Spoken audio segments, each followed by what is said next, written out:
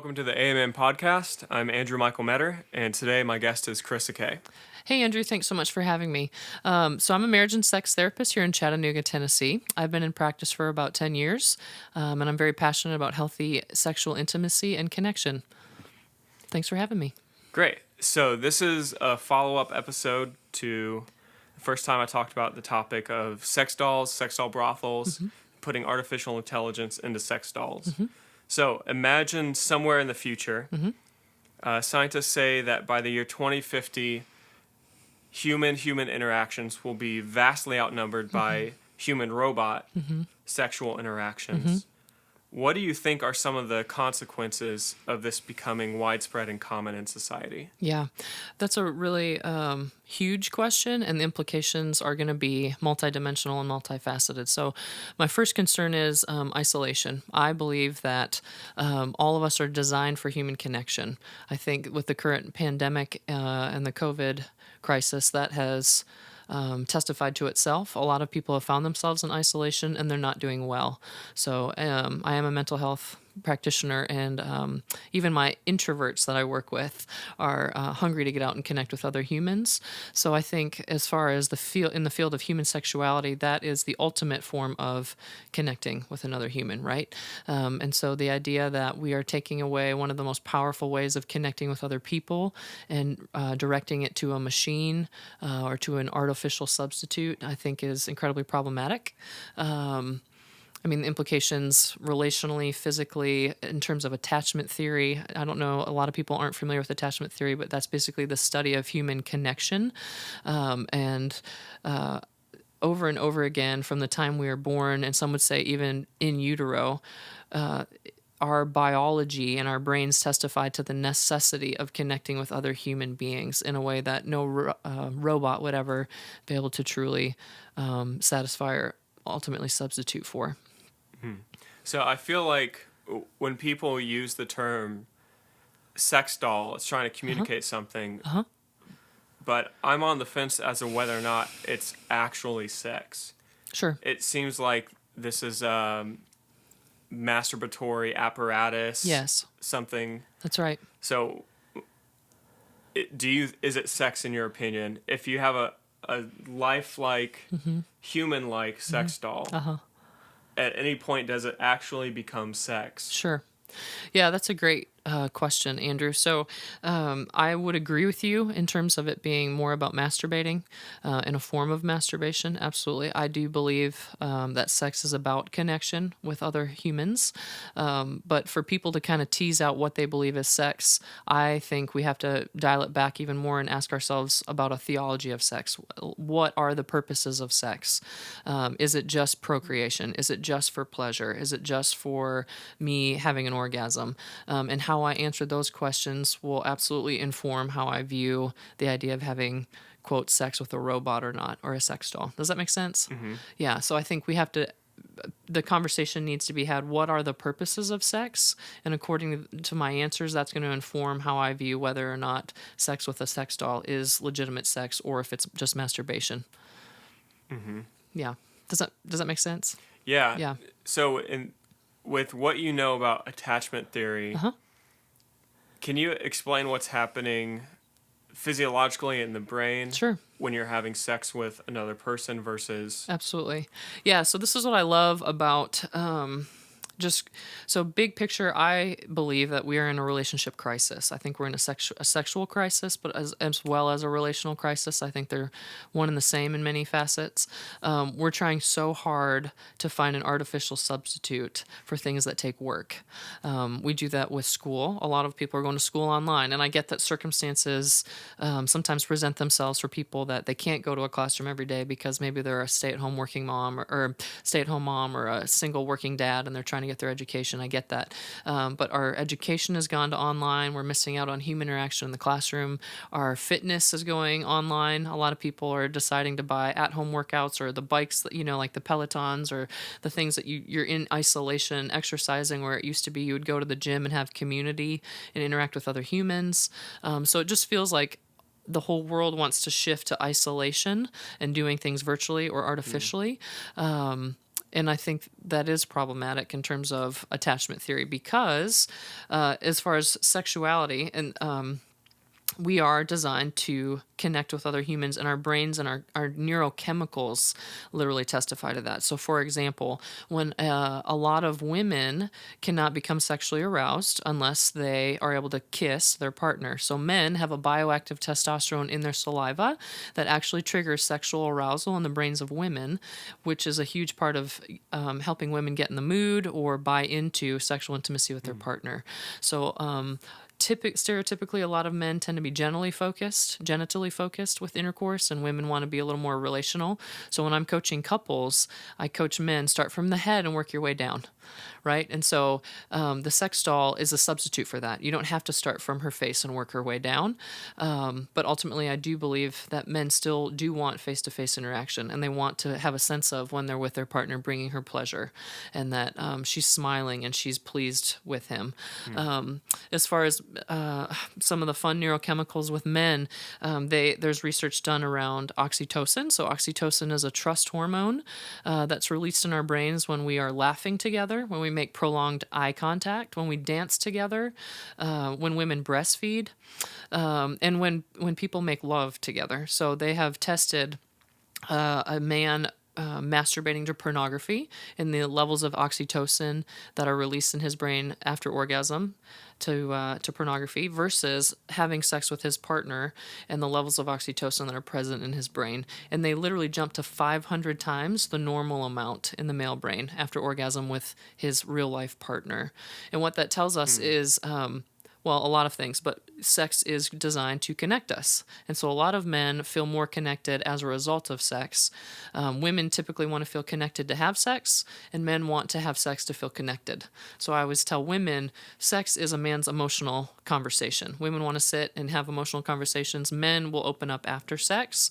Oxytocin shuts the fear center in the brain down, and so it helps people feel safe. There's a sense of trust there, and you're never going to experience that with a sex doll. I mean, just our neurochemicals and our hormones and the pheromones and the sense of chemistry that you have with another human being that has physiological nuances, you're never going to be able to experience that with a robot. And I believe those are the things that heighten somebody's sexual intimacy experience, right? I mean, somebody wearing cologne, the way somebody tastes, all these things can really heighten a person's experience of sexual arousal and passion, and we're never going to get that with a doll. Yeah, I think something that we talked about in prepping for this was I feel like this would be incredibly problematic on a widespread cultural scale or widespread social acceptance because I believe there's so much positive emotional and just general maturity that happens in a relationship. Absolutely. When you have someone that pushes back on you. That's right. That challenges you. Absolutely. And my concern would be if this is widespread and commonplace that we're going to convert into spoiled little brats. That's right. Yes. And eventually we'll prefer the company of these AI robots instead of other humans. Yeah. If I could speak to that, I think, as you and I spoke before, there's almost a built-in, not dissonance, but like there's something inside of us that no matter what we seek out in our self-centeredness or our selfishness, we are not ever really going to be satisfied. I believe that we are designed to give and that we feel most fulfilled when we're giving and receiving. There's an art there, right? And so if I'm just taking all the time and consuming, even in my sexual pleasure, that's going to get boring. I work with sexual addiction and pornography addiction, and that's kind of the nature of that is people are taking and taking and taking. They're trying to use that sexual pleasure to self-soothe or emotionally regulate, and they're not necessarily focused on being a servant in their love life and giving back. And I coach couples. The best type of sexual intimacy or love making is between two servant-hearted mindsets, giving, wanting to prioritize the other person's pleasure. And that plays out in the interplay between men and women. Most of the men that I work with don't want a disengaged woman. They want a woman who is responsive to their touch or is responsive to their sexual pursuit. That is unique to masculinity. Men want to feel enjoyed. They want to feel like what they offer generally or in their touch or their interplay, they want to feel pleasing in that. And women want to feel pleasing as well. We're designed to respond. So if I offer myself sexually or I'm standing naked before my partner, I want my partner to look at me and just be over the moon about how I look naked or what I'm presenting or even moving towards him sexually or initiating lovemaking. So I think human desire, we can't get away from the fact that both genders want to feel pleasing and wanted and desired. And a doll is never going to, a doll's not going to communicate that. And so if eventually, what happens in addiction is I need more and more and more. So let's say I have this doll that I've created that just plays into all the physical fantasies I have of a male or a female, because they have male dolls for females or men that are into men and vice versa, right? So I create this physical fantasy. Well, that's going to get boring. It's going to get boring because I don't care if it's programmed to talk about science. Eventually, it's going to be the same, right? I mean, it's only going to talk about science in so many different ways, right? Yeah. And so it's really intriguing to have sex with somebody who can hold a conversation when you're done with sex or before sex, right? I mean, let's go out to dinner and have an intellectual conversation, or let's talk about what, you want to do this weekend, or what's going on, or our goals together as a couple. And a doll's never going to be able to meet those needs. Right. And so we might think, immediate gratification. I think people who don't want to do the work, or they're too busy, or they're tired, or maybe they have avoidant attachment stuff where they're not sure how to really connect and put themselves out there with a real human. The sex doll will supplement for that, but only for a time. And I think the fact that we're making sex dolls even testifies to that, right? So like 60 to 70% of the population is currently regularly viewing pornography. I think people get bored with that because we want the real thing. We want a real person. And so it's not just enough to view pornography and engage that fantasy. Now I need something with, quote, skin on it. So I'm going to create a doll. But eventually that's not going to be enough because I again, at my core, I believe we ultimately want a real person to connect to because of the multi-dimensional being that you and I are.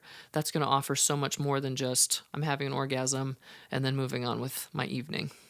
Does that make sense? Yeah. Yeah. Yeah. Let's talk about potential positives. Okay. That could come from this. Okay. So the one positive that I could think of potentially is if there were someone who was very solitary, maybe they had awful social skills, they couldn't read social cues, but they wanted to have this partner. Do you think it's worth developing this technology for that small niche of people? Yeah, that's a hard question to answer, honestly. And I say that because I think when we develop, quote, technology or certain things for a small niche of people, it's not ever stewarded well, or it always gets out of hand. Yeah, that's hard. So I think the human behavior side of me says we need to honor why these dolls are being made in the first place. Human behavior makes sense. So when the clients come in and they're quote feeling crazy, my job is to figure out, well, your behaviors are serving a purpose for you. So let's validate that, honor why they're there, and then figure out, is there a healthier way to have those needs met? And so if somebody decided that sex dolls, were going to be a perhaps adequate way to meet some needs, so we need to honor why they're being created. But ultimately, I believe sexual desire is something that was designed in us to create us to move towards people. Desire is supposed to be an impetus to drive me toward connection. Otherwise, I would be happy to live in isolation, or you might be happy to live in isolation. But if I have this sexual need or this physical need that I would like to have met by somebody, a sense of connection, that's going to force me, as you talked about earlier, coming out of that self-centeredness to be others-focused, to show up and to be present as a person and to love you and respect you and serve you well, and hopefully invite you into that deeper connection. Does that make sense? Yeah. So I think ultimately, as far as the positives, I get why it might be there, but I think the negatives far outweigh any positives. And I think it's just one more step toward that that relationship crisis that I'm really concerned about, just the artificial substitutes. It's like, okay, if I eat McDonald's, they've done research over and over again. There was a whole Netflix thing on if you eat McDonald's every day for this amount of time, your body's going to start crashing, right? I mean, the artificial food, the processed food, it's never going to satisfy your body the way that whole food or health food is supposed to satisfy us. And we're not going to be able to function at the same level. And I think it's the same thing with sexual intimacy. The artificial substitutes, if it's pornography, if it's toys, if it's any type of third party, I think it's an artificial thing for actually driving couples back to oneness and connection and wholeness together. On that same topic, maybe this isn't the right way to phrase it, but is sex a human right? What do you mean by that? What do you mean by right? Can you be healthy emotionally without ever having sex in your life? Yeah, I absolutely believe that. I don't think culture teaches that at all. I believe that we are sexual beings from our DNA outward. I think at the cellular level, we're just designed to be sexual beings, male and female, X chromosomes, Y chromosomes. I mean, genetically, we are designed to be sexual beings. We have body parts that say that. We have hormones that tell us that. I think being a sexual being is core to who we are, but there are different types of sexuality to acknowledge here. So there's social sexuality, which is what does it mean for me to be female? What does it mean for you to be male? What does it mean to interact in social settings or cultural settings where that's appropriate within those boundaries? And then there's erotic sexuality, which is in theory between two people, and that's more of the bedroom stuff, the sexual arousal, the desire, orgasm, etc. So can people be healthy and live without erotic sexuality? Yeah, absolutely. Or are there healthier means to deal with urges? Yeah, absolutely.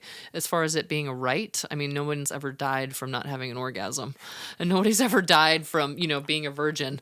It might not be preferable, but there are people that have lived without erotic sexuality and a partner their entire life, and they've been fine. So that was the point I was trying to get at, Yeah. because I think that informs, like, if we're looking at this conversation to be able to say, this is a starting place, these things are going to be much more prevalent in our future, so let's talk about them now. If sex were something that was viewed as essential right.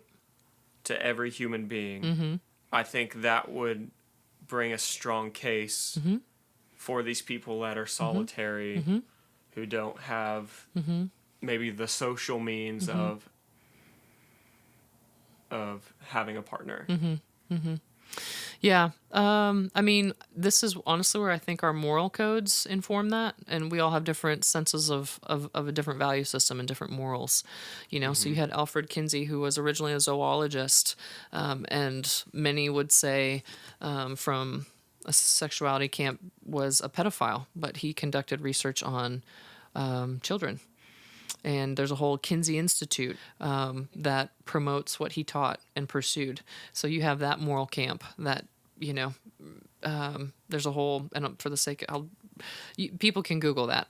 So there's a whole Kinsey Institute there. Or you have the sex trafficking industry. I mean, next to illegal arms and artillery, it's the second largest illegal business worldwide, multi-billion-dollar.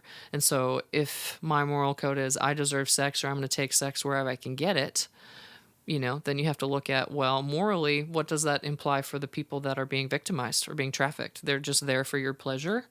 So I think this is where if it's a right and I get to demand it, you have to bring in morals in order to regulate that. Does that make sense? Yeah. There's a really slippery line, and I hesitate to bring it up just because of how nervous it makes me. Sure. But I feel like something along these lines, because many of these sex dolls can be sculpted after anime characters, Sure. fictional characters, That's right. or even celebrities. Right. There are celebrities that have their sex doll, and you can purchase it. Great. Okay. But having dolls that look very young, Correct. Yes. like many anime or manga characters. Yep. And then even the possibility of animals or non-human organisms That's right.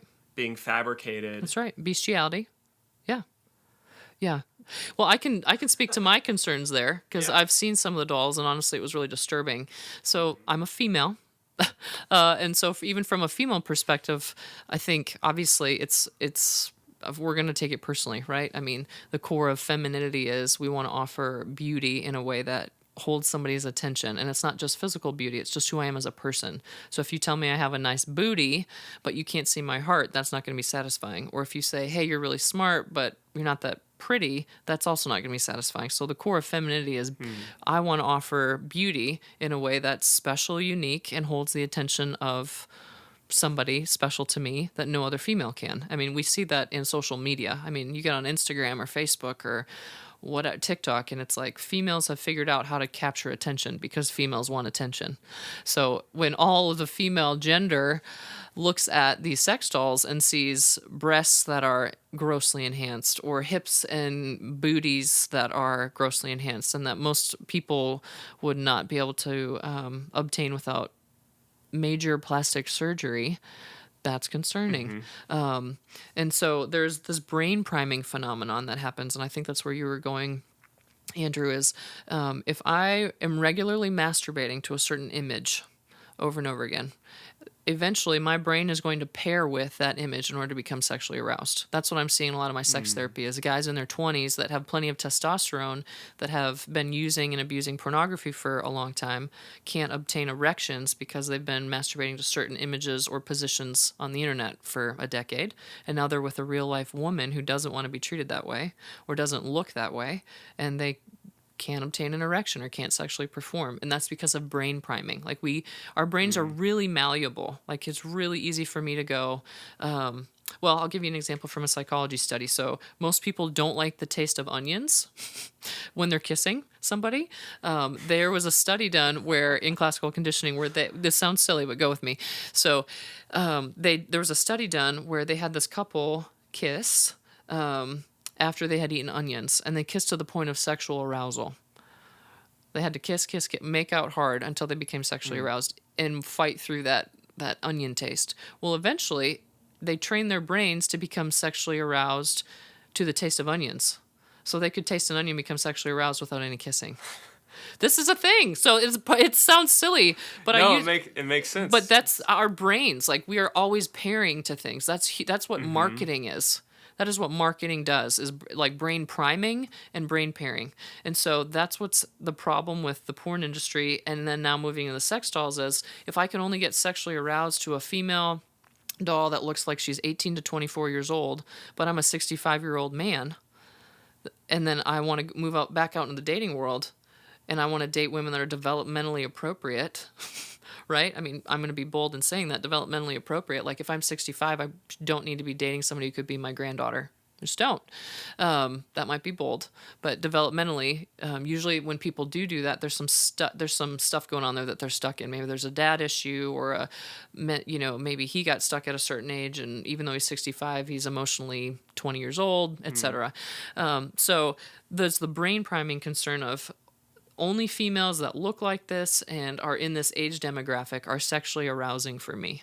And then if I ever decide to walk away from my doll or my doll isn't doing it for me anymore and I want to move back into dating a real life woman, I'm probably going to have to go through detox.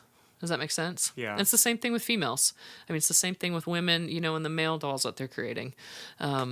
Brain priming is a thing, and we just need to be I always coach my clients, you need to be very careful if you're going to masturbate, you need to be very careful what you're masturbating to, because you're training your brain to become aroused by certain stimuli. And when that stimuli is not present anymore, you're going to have a hard time trying to connect with your partner. So with that pairing, Yeah. is it possible to decouple and pair with nothing, or do you have to pair with something? To become aroused? Yeah, do you have to pair with something that is more realistic, I guess?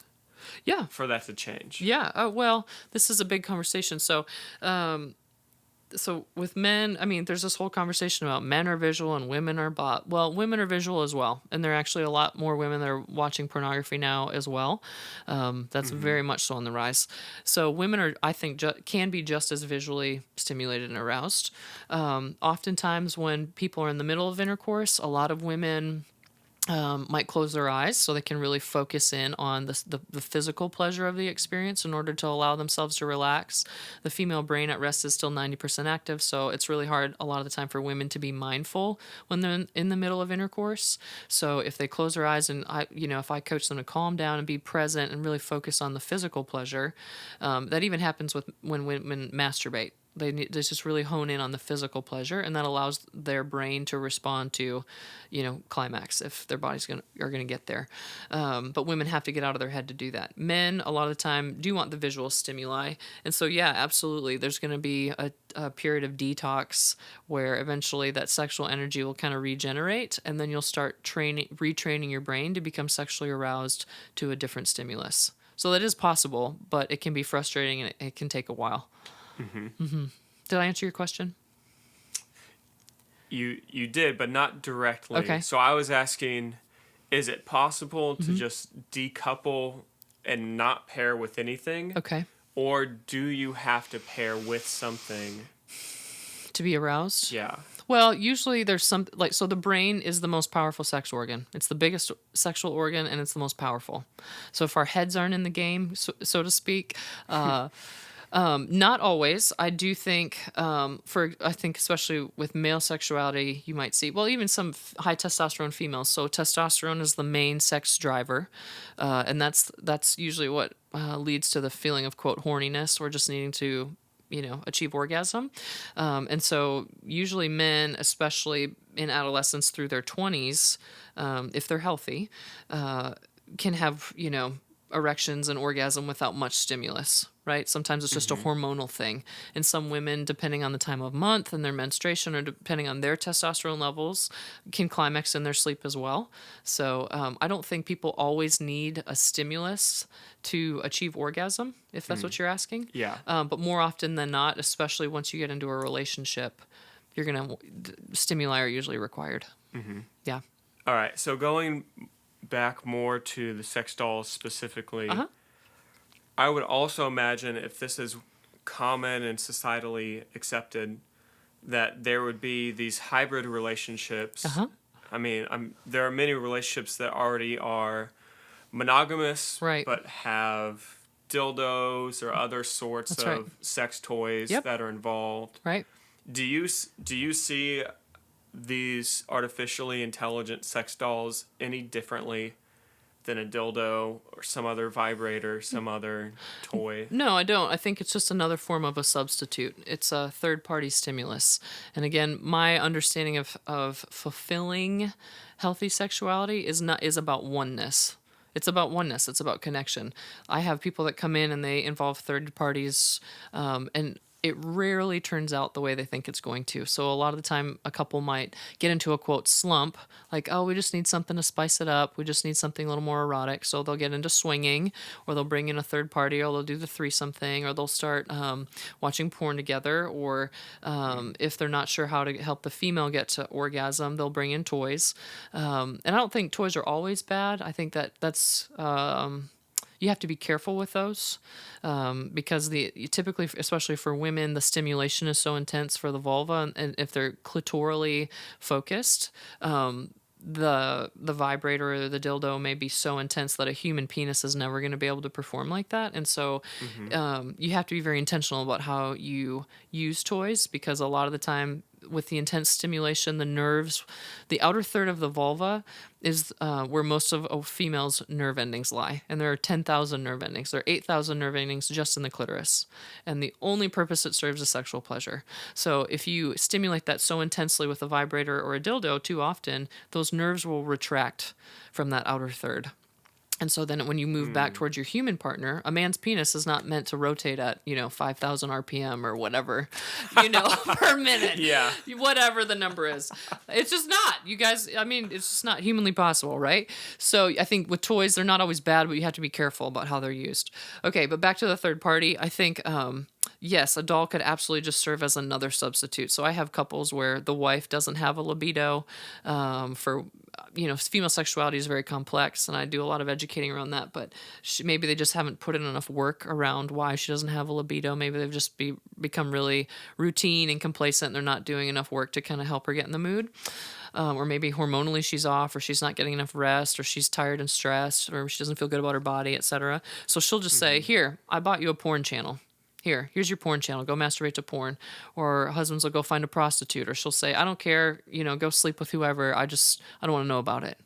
So there are a lot of couples that when they're not on the same page with sexual desire, which is common. I mean, most couples are never on the same page in terms of how often they would both want to copulate, if you will. So some people don't want to put in the work, and they're tired of so-and-so being frustrated. So it's, hey, go find a third party. And there's no reason why a sex doll wouldn't absolutely in the future be used as yet another resource as a third party or an outlet for a masturbatory experience. Mm-hmm. Does that make sense? Yeah. And that seems...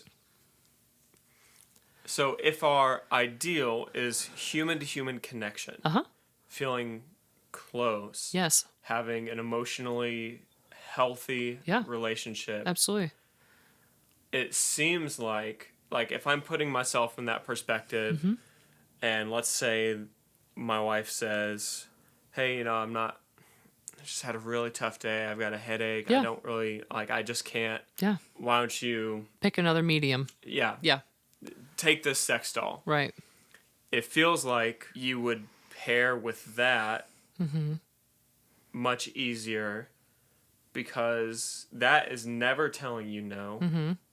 I mean, it's like the fast food. It's convenient. It's how you want it. There's no need for communication. There's not necessarily any letdowns. Right. So that seems problematic. Well, for the ideal of what we're going for. Absolutely. It is very problematic, because in order for any of us to move towards something that initially might feel really weird, or that's whack, or like, what the heck? I mean, so many people like sex dolls, but it used to be like that with pornography, or it used to be like that with swinging, or, et cetera, et cetera. And every generation, there's a new level of sexual experimentation or pushing the boundaries. And so we very easily become desensitized to things. We just do. And so for me to engage with a doll that might have originally been like, what in the world? There's no way, that's so creepy. I'm going to have to go someplace in my brain where I disconnect. And it's going to be a place of fantasy, probably, or out of touch with reality, in order to fully engage in that. Does that make sense? Yeah. So I'm going to have to disconnect from a part of myself as well as my partner and what I maybe initially was hungry for with my partner, in order to continue to engage with something and not feel bad about it. Does that make sense? Not feel weird, not feel shame, not feel odd. I'm going to have to convince myself cognitively, hey, this is okay. This is okay, and it's because of blank. And so I'm going to go someplace in my head that's probably not going to be healthy to get there. Yeah, so I agree with you. It absolutely is problematic. And the other thing, Andrew, I think that's problematic culturally, that people are experiencing but they don't know how to put words to, is that culturally the purpose of sex has become the high. It's not about oneness. It's not about nurturing. It's not about connection. It's about the eroticism. It's about the orgasm. Like, I have to have the best orgasm I can get, or the most intense orgasm I can get. And if it's not intense this time, next time, let's try this. Let's add this into our interplay to make it more intense. And anytime we make sex about just the orgasm and just the high, we're going to end up most likely in addictive patterns or behaviors. Does that make sense? So if you were to look at a brain scan of a person in the middle of using cocaine and then the person in the middle of having an orgasm, you literally can't tell the difference between the two. They light up the same pleasure centers in the brain. So we are supposed to experience highs in our sex life. Like, sex is supposed to be euphoric and pleasurable, and for some people an act of worship or heavenly or like out of body. Like, it's supposed to be fantastic. But when we start trying to find that in other things outside of our partner or human interaction, it's going to become addictive, because it's never going to be enough. Does that make sense? And you're going to have to keep pushing it farther and farther. Like with Correct. Pornography. Correct. You just keep... We go to the next edgy level. thing. Yeah. Yeah, absolutely. Yeah. And so I think The problematic piece is because people are so focused on just an orgasm, now masturbating to different stimulus or stimuli has become the norm. It's the pornography, it's the sex dolls, it's the sex trafficking. I mean, that's not making love. That's you're using something. You're using a human being. You're using someone to get off, to get your quote needs met. All right, and that's ultimately what good sex is never going to be about. Can oneness and lovemaking be athletic and be aggressive and be intense? Absolutely. It doesn't have to be slow and sensual and like, Hallmark movie. But if you're not ultimately moving towards another person and allowing each other to nurture one another and enjoy each other with that skin on skin, I think you're going to get stuck, and you're going to ultimately, there's going to be a lot of dissatisfaction. Yeah. Many of these sex dolls are advertised as having different modes. Yeah. So there's like erotic mode, there's family mode. I don't know what that means. What does that mean? Like the robot serving dinner at the table, or like, hey kids, let's read a story? I mean, it just made me think of like, you're at Thanksgiving, and you save a seat for your the sex doll. What? Yeah. And it's able to oblige in polite, politically correct conversation, I guess. Yeah. So that it can be accepted as part of That's right. the family, normalized. Yeah. I guess. And so I think that again testifies to the fact that we want the real thing. We want the real thing, because if I just wanted sex, I wouldn't have to program my sex doll to talk with me intellectually about science. Or if I just wanted sex, I wouldn't have to program family mode into my sex doll. I'm looking for a partner. I'm looking for someone to do life with. Does that make sense? And ultimately, we know intuitively, I believe, that our erotic sexual self is not the main part of my day. Does that make sense? Like my erotic sexuality does not trump my entire day unless I'm like in full blown like major addiction where I'm just masturbating all day and I can't get out of porn, or I can't get out of hooking up with different people all day. I mean, most of us, our erotic sexuality is a very small part of our week. And so because of that truth, and that like we can't live in constant orgasm, we would be exhausted and our brains can't handle it. We can't. And that's why erotic sexuality can't trump the entire week. Like if you were to map it out on a pie chart, erotic sexuality might be, I mean, if you're doing it once or twice a day, it might be 10 to 15% of where all your energy goes during the week. Well, what about that other 80, 85%? Well, and again, that's still a high percentage, right? So I want somebody to be able to sit at the table with. I want somebody to talk about my day with. We, again, don't want to live in isolation. None of us as human beings were made for isolation. And I think the fact that people are living in isolation, they're finding it problematic, that's probably why they're creating these dolls. Hey, I don't have anybody I really feel connected with, so I'm going to create a sense of feeling connected. It's like why people leave TV on at night when they live by themselves. Having human voices in the room feels like I'm not alone. So like people that I've counseled that have lost a spouse, or times where, in my singleness, I felt really lonely. Let's just turn a movie on just so it feels like there are other people in the room. We're just not made to be alone. So I think we find ways to not feel so lonely. And I think the dolls have come out of that. Somebody felt really lonely and wasn't sure how to connect. And so I'm going to create a doll that can meet all my needs. Does that make sense? Yeah. Yeah. So let's talk about other sexual encounters besides dolls that are new. So technologically, there's a lot of augmented and virtual reality. Yep. So augmented is where you overlay something that's perceptible amongst the real world. Virtual reality is totally fabricated. I just imagine these technologies being applied in ways that are providing, quote, full sensory experiences with virtual reality goggles. You would have the same reaction to that as sex dolls. Can you be a little more specific? Are we talking about like watching pornography or watching a sex scene? Yeah, like watching, I guess, like 360 porn that you're watching through virtual reality goggles, or some sort of animated sexual encounter. Yeah. So you just want me to speak to that? Yeah. Yeah. So I think, again, I'm going to go back to we are three-dimensional, and we want a three-dimensional experience, which is why we're creating virtual reality, right? If I'm looking at a flat screen watching porn, that eventually is really boring, actually. It's just boring. Like, you can only watch somebody masturbate somebody else for so long before you're like, all right, next. I just think that's boring. I think a lot of people find that boring, which is why they have to go into the next video or the next body or the next, etc. I think we want that three-dimensional experience. And so even if it's virtual reality, it's still one-dimensional. It's still on a screen. It's not skin to skin. I'm not being held by somebody. The fear center in my brain might still be very much awake and alive because I don't have that oxytocin experience.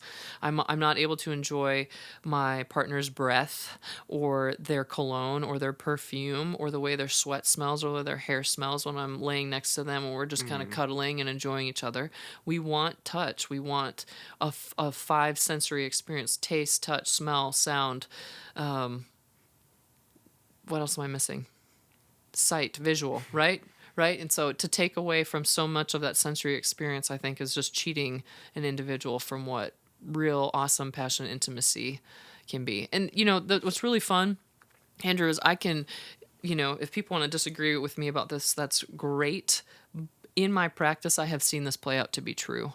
So when I have people come in and they say, yeah, I've been stuck on this for forever, but ultimately maybe I'm having the best sex I've ever had because I'm including all five senses. I'm including all dimensions of my person. They're not just somebody to use for orgasm. I want to connect with them. We've started talking during sex, or we've talked before or after sex, or now we cuddle. I mean, all of those people that have experienced that one-dimensional sex and have chosen to start learning how to include all the other dimensions have all said, this is the best sex I've ever had. It feels more passionate. It feels more fulfilling. It just feels more life-giving. I think that's what we're made for. Mm-hmm. So we know that these things are true at a chemical level. The oxytocin, the bonding. Yeah. For human-to-human sexual interaction over human to anything else. That's right. Do you feel like the government has a responsibility to step in and legislate these types of things? Like to make sex robots illegal if we know that it's comprehensively bad for the human condition over time? Yeah, that's a really big question. I'm not sure I'm going to be the best at answering this. I think,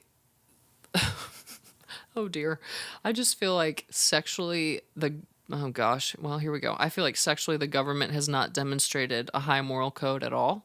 And with their abuse of power and all the things that we find out about the people and what they're doing in the background and, Democratic, Republican, whatever, like everyone has their sexual baggage that's come out in their campaigns.